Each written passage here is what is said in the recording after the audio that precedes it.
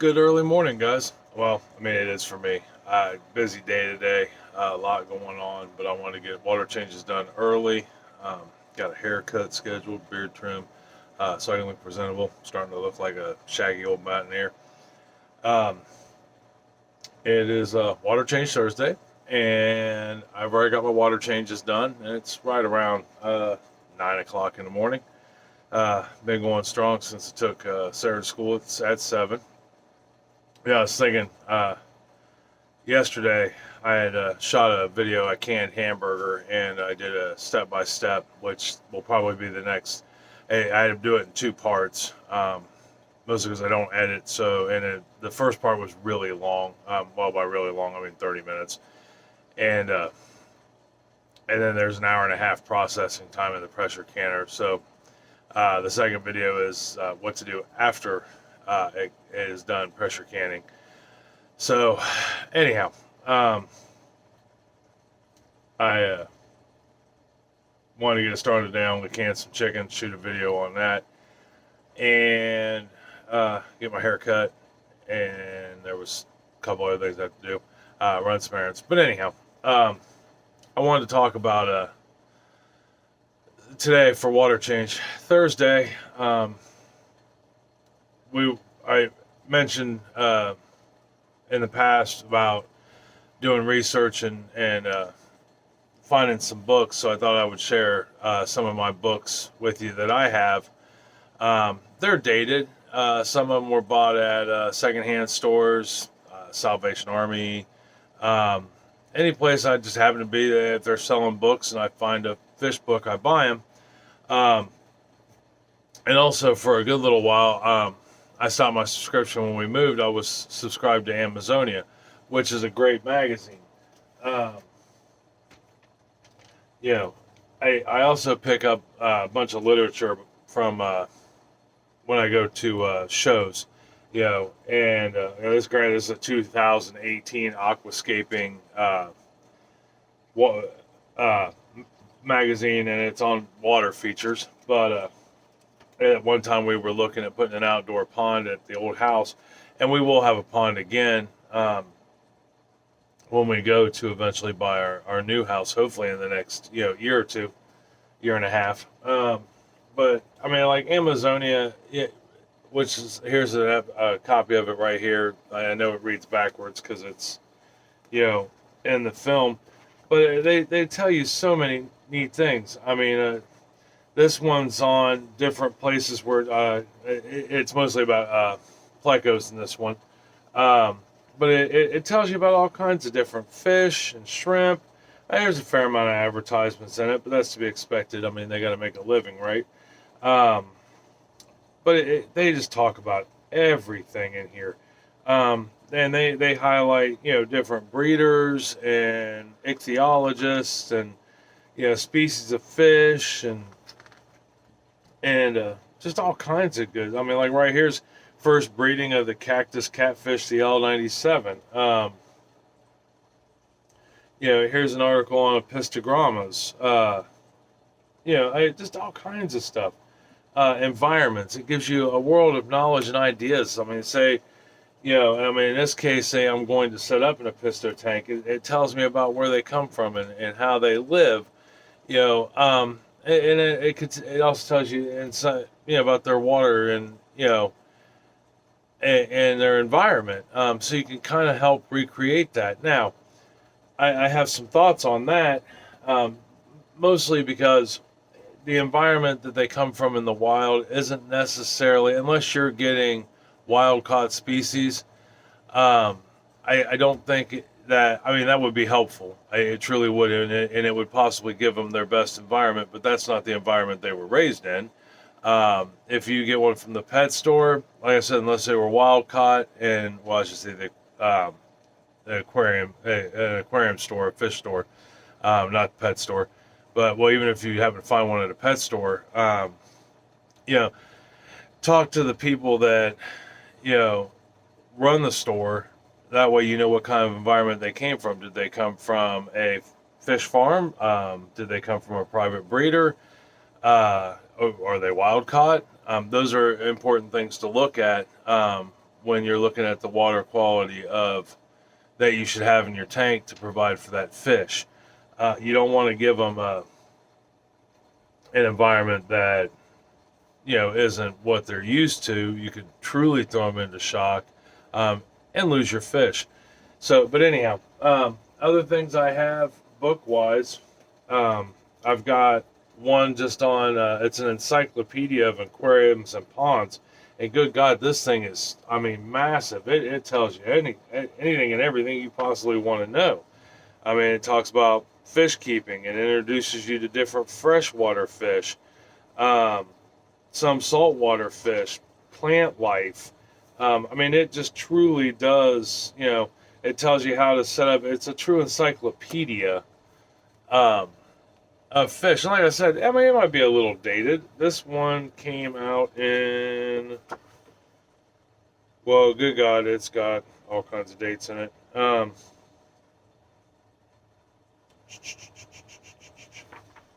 This is what I get for not looking in advance. Anyhow, well, I know we've had it for about 5 or 6 years, and we bought it used.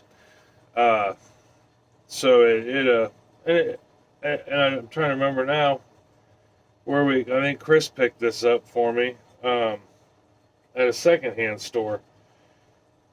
But things like this are, exactly, I really can't find a date in here, are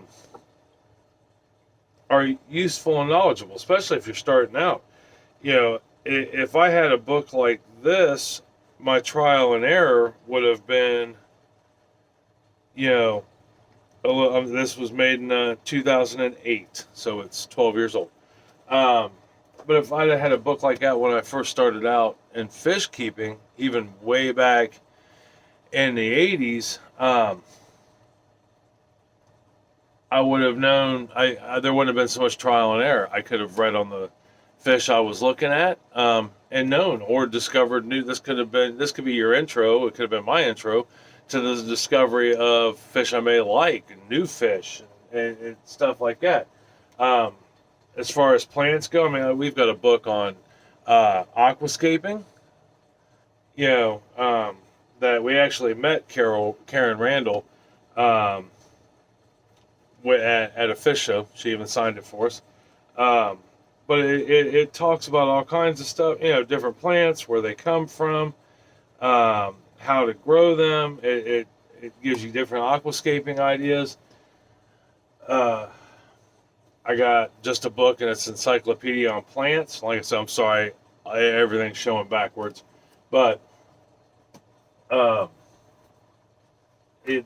tells you, delicate plants, what you need, basic beginner plants. It's an entire mini encyclopedia on plants. This book here is on, and this one, like I said, we actually bought this from a library sale. It was $2. It's an Animal Planet book, but it's Freshwater Aquarium Problem Solver. It helps you with different diseases, what they look like, how to treat them, how to take care of your fish, water parameters, things to look for if your tank's out of whack, and what to do. And it's a basic, because like I said before, everything's a little different, but this will help you get to the, a book like this could help you get to the root problem versus masking the problem, or potentially masking the problem if your fish is sick. If the fish has ick, you can treat the ick, but what caused the ick? Is there something that caused that you can fix? Is there, what was the root problem to that? And the last book that I have to show you is just on freshwater aquariums. Once again, this book here, done by Animal Planet, bought at the same library. I paid $2 for this book, and it regularly ran for $12. Finding used books is the way to go. It can save you a lot of money in their books. You don't have to worry about is it going to be functional. The most you have to worry about is all the pages there. And if you skim through it before you buy it, you'll know. But these books, I wish I would have done that when I was younger. It could have saved me some headache, hassle, um, and potentially a little money on fish, and losing them. There's just such a world of knowledge out there. I mean, you have the internet, and that's awesome.